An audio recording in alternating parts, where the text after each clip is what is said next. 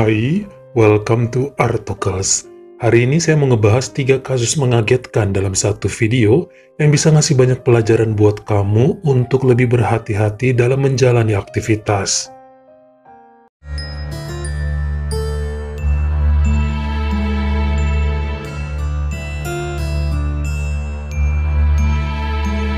Pada Jumat jam 2 dini hari tanggal 10 Juni 1994, Deborah Hoyt tiba-tiba terbangun dari tidurnya dengan kaget lalu membangunkan suami di sampingnya. Mereka sedang berada di rumah saudara di Sacramento, California untuk beberapa hari karena bakal ada acara besar. Namun saat itu perasaan Deborah gelisah nggak enak dan ingin pulang sesegera mungkin ke rumah mereka di Lake Tahoe. Dia nggak tahu apa yang terjadi pada pikirannya, namun terus ngegoyang badan suaminya agar bangun dan pulang saat itu juga. Sang suami sempat menenangkan dan nyuruh tidur lagi.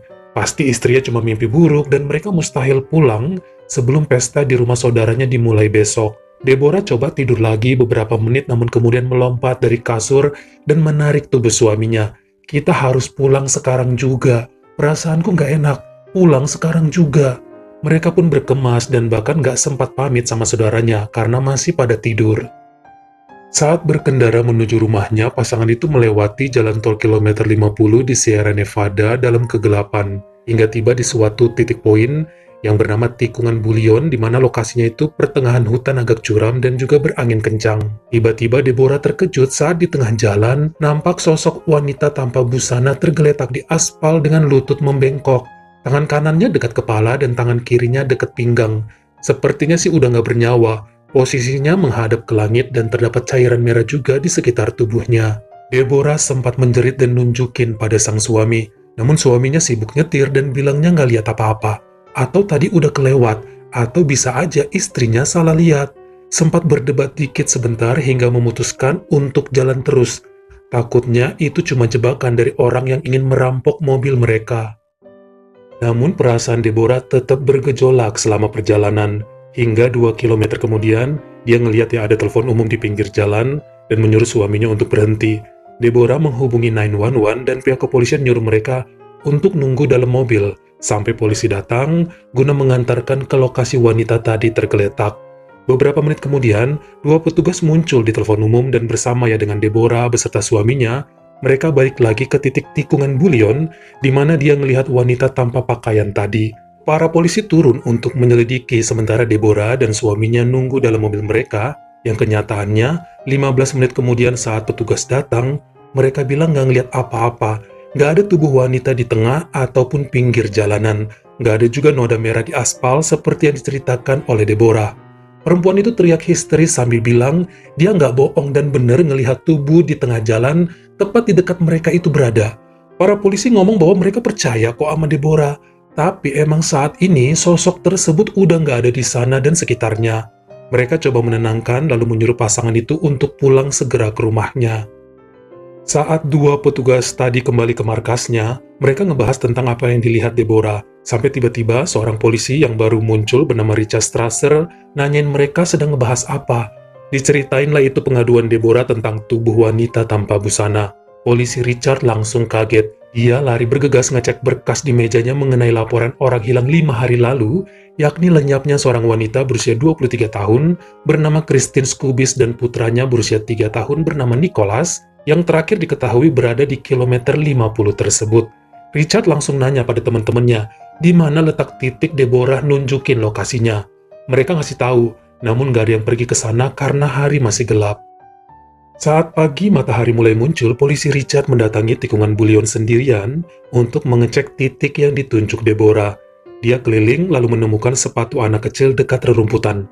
Berkeliling lagi, ngecek selama 1 jam. Namun nggak ada bekas ngerem di aspal, nggak ada juga bekas noda merah ataupun hal lain yang bisa dijadikan petunjuk mengenai si wanita tanpa busana.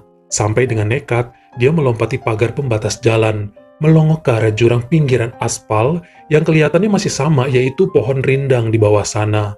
Hingga dengan nekat Richard turun ke bawah sekitar 12 meter dan nampaklah sebuah mobil sedan merah yang udah remuk tertutup dedaunan lebat sesuai dengan mobil yang dilaporkan hilang 5 hari lalu.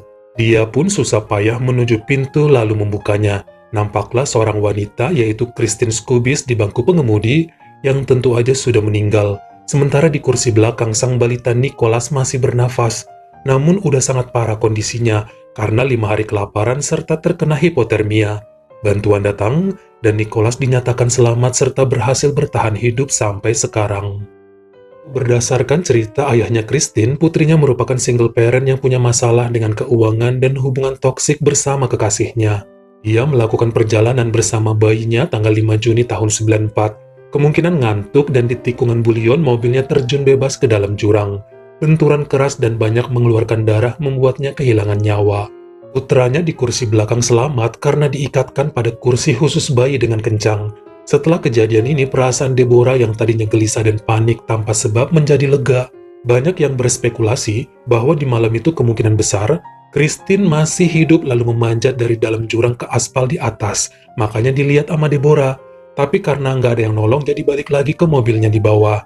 Namun dokter menolak pernyataan tersebut, sebab menurut pemeriksaan bahwa Christine kehilangan nyawa justru beberapa menit setelah jatuh ke dasar jurang. Jadi kemungkinan besar yang dilihat ama Deborah adalah arwah dari wanita itu yang meminta tolong agar menyelamatkan putranya yang masih hidup. Cukup aneh sebab Deborah menjadi satu-satunya orang yang melihat Christine tanpa pakaian di jalanan gelap. Dan polisi Richard satu-satunya polisi yang melakukan investigasi ini dengan serius sendirian, serta berhasil menolong Nicholas. Hubungan pemuda itu dengan Deborah dan polisi Richard sampai saat ini menjadi akur dan telah dianggap sebagai anak sendiri.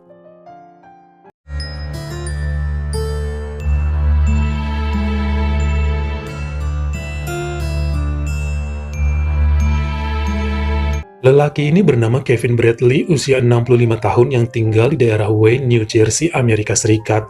Dia masih bekerja menjadi mandor pembangunan di perusahaan GMS Construction. Memiliki 4 anak yang semuanya udah pada berkeluarga, 3 putra dan 1 putri bungsu bernama Kelly. Sejak tahun 2010 sebenarnya, Kevin ini telah memiliki hubungan dengan seorang janda bernama Kathy McGrogan usia 55 yang tidak direstui oleh ketiga anaknya. Bahkan di tahun 2015, Kevin diusir dari rumahnya oleh anak-anaknya karena masih berhubungan dengan Kathy. 3 putranya menjual rumah tersebut dan membagi uangnya. Setelah itu, Kevin numpang tinggal di rumah si putri bungsu bersama suaminya serta 2 anak Kelly.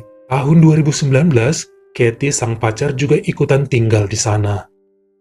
Masih sering terjadi keributan antara Kevin dengan para putranya yang datang lalu mengamuk karena dianggap ngerepotin si Kelly. Berbagai hinaan dan perseteruan hampir tiap hari terjadi, yang intinya mereka nggak rela Pak Kevin berhubungan dengan wanita lain. Bagi mereka, mendiang ibunya masih hidup dan tolong jangan digantikan. Sementara bagi Kevin semua udah berlalu, hatinya udah bertahun-tahun terpaut pada Kathy dan berhasil move on karena wanita itu mampu memberinya kasih sayang serta menemani dalam berbagai situasi. Cukup lama juga rencana peresmian yang mau digelar karena kendala restu anak-anaknya. Hingga pada Minggu 20 November 2022, akhirnya pertunangan antara Kevin dan Kathy pun dilaksanakan, walau di acara sempat terjadi insiden dan rusuh sebab putra-putranya ngamuk dan tidak memberi restu.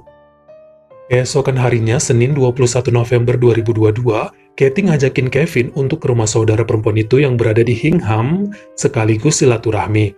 Namun saat dalam perjalanan menuju ke sana, Kevin ngajak untuk mampir sebentar di Apple Store Hingham buat ngebeli charger karena punya dia sering bermasalah. Mereka pun tiba di tempat itu sekitar pukul 11 siang dan sempat melihat-lihat produk lain di sana. Sampai tiba-tiba ada suara dentuman hebat terdengar.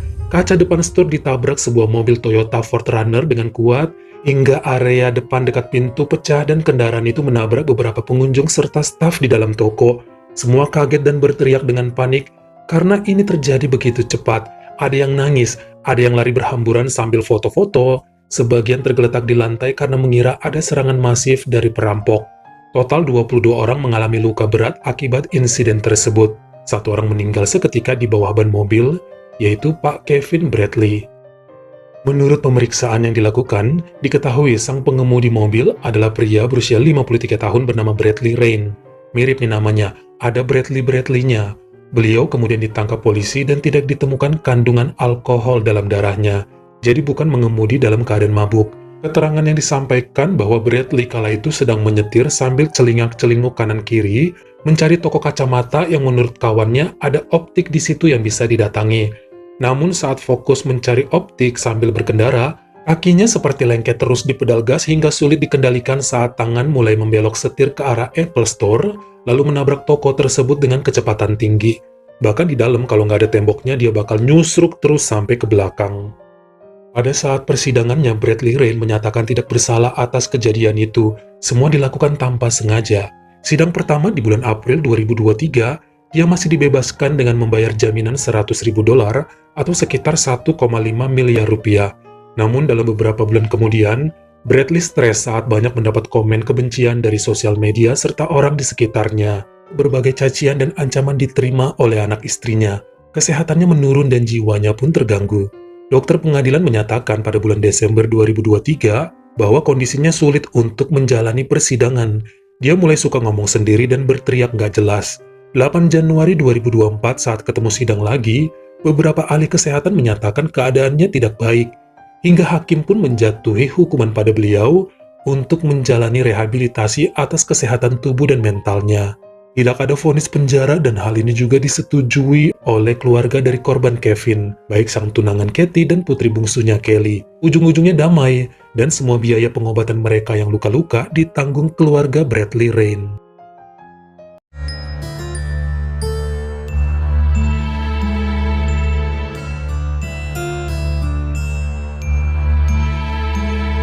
Sekarang kita menuju ke wilayah bernama Waipio di Hawaii, di mana wilayah tersebut memiliki populasi kurang dari 12.000 jiwa menurut sensus tahun 2020. Seorang gadis bernama Lily Kichia, usia 28 tahun, merupakan salah satu pengajar pada anak-anak usia 6-15 tahun yang kebanyakan nggak bayar pendidikan, semacam sekolah yang didirikan bagi kaum yang kurang mampu. Kalau ada duit boleh bayar seikhlasnya, dan Lily tidak keberatan dengan hal tersebut. Dia dibesarkan oleh ayah tunggal bernama Ambrose Lee Kichia yang dulunya pernah bekerja di kebun binatang San Diego dan banyak mengajarkan kecintaan hewan pada putrinya. Lily suka berkuda, memelihara anjing, dan gak takut sama yang namanya buaya. Apalagi buaya yang suka ngasih kenyamanan saat kenalan. Sikap tomboy yang dimiliki Lily membuatnya agak susah ngedapatin pacar. Banyak yang bilang jangan-jangan dia gak suka sama cowok. Sebagian bilang dia kurang pintar dandan serta aroma tubuhnya nggak wangi. Makanya laki-laki pada ngejauh.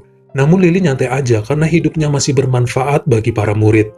Pada Desember 2016, dia diberikan seekor kuda jantan oleh ayahnya sebagai hadiah Natal yang kenyataannya hewan itu pun pemberian orang lain. Sekarang selain ngurusin anak didiknya, yang ngurus binatang itu dari pagi sampai malam di dalam istal. Sampai pada 30 Januari 2017, gadis itu membuat pengakuan pada ayahnya bahwa binatang peliharaan itu ngemaksa untuk berhubungan badan. Tentu aja Pak Ambrose kaget gimana caranya. Dengan berapi-api, Lily itu ngeceritain sejak awal dia ketiduran di atas jerami tanpa pakaian, didatengin kudanya, dan terjadilah hal tersebut yang bikin dia khawatir. Apa mungkin dirinya bisa hamil atas perlakuan si jantan di dalam kandang?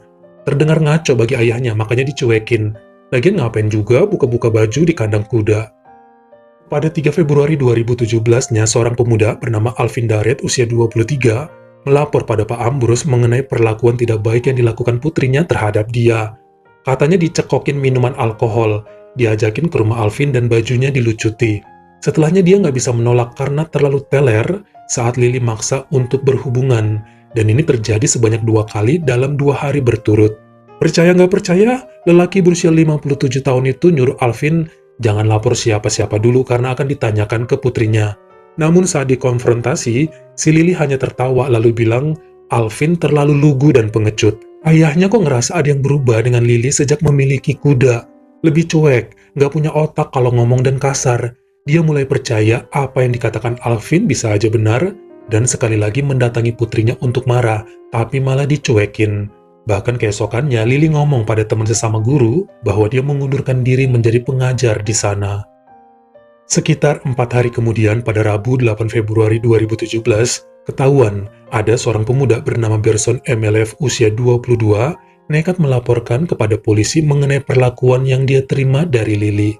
Ini mereka tetanggaan. Ternyata dalam masa waktu sebulanan ini, Berson juga sering dicekokin minuman alkohol dan obat tidur waktu mereka ngobrol berdua, hingga mulai mendapat perlakuan tercela dari perempuan tersebut.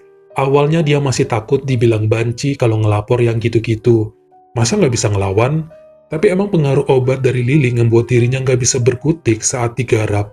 Pernah bertengkar dan diancam laporin jika Lily masih melakukan hal itu. Namun nampaknya cewek tersebut nggak takut dengan gertakan ini dan dilanjut lagi beberapa kali. Bahkan setelahnya pihak kepolisian di wilayah Waipio menerima 4 laporan serupa dari para pemuda yang diperlakukan sama oleh si Lily. Perempuan itu pun ditangkap pada Senin 13 Februari 2017 dan saat persidangannya mau dimulai, dia sempat diserang oleh seorang wanita bernama Jian Saladier karena adiknya menjadi korban kebejatan Lily. Anehnya saat ditanyai hakim, Lily mengaku di hadapan orang banyak mengenai gejolaknya yang naik puluhan kali lipat sejak digauli oleh kudanya sendiri dalam kandang. Setelahnya seperti nikmat dan sering melakukan sama hewan tersebut. Sisanya dia mencari pemuda sekeliling yang usianya lebih muda serta pendiam. Bahkan sebagian dari mereka juga pernah menjadi muridnya. Ini bikin hati ayahnya hancur karena apa yang diucapkan sama sang putri di luar nalar. Hakim dan jaksa juga nggak bisa berkata-kata atas kejadian unik tersebut. Yang pasti di bulan April 2017, akhirnya Lily menerima hukuman 7 tahun penjara serta denda akibat kelakuan anehnya itu. Bagaimana menurut kamu? Mana dari 3 kisah tadi yang paling bikin penasaran saat berada di tengah ceritanya? Kalian komen di bawah. Kalau kamu suka sama video ini, jangan lupa klik like serta tombol share-nya.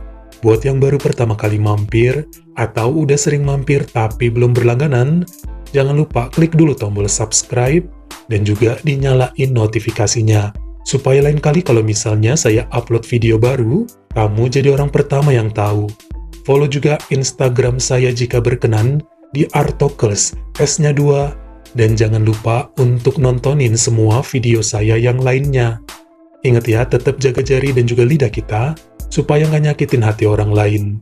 Terima kasih.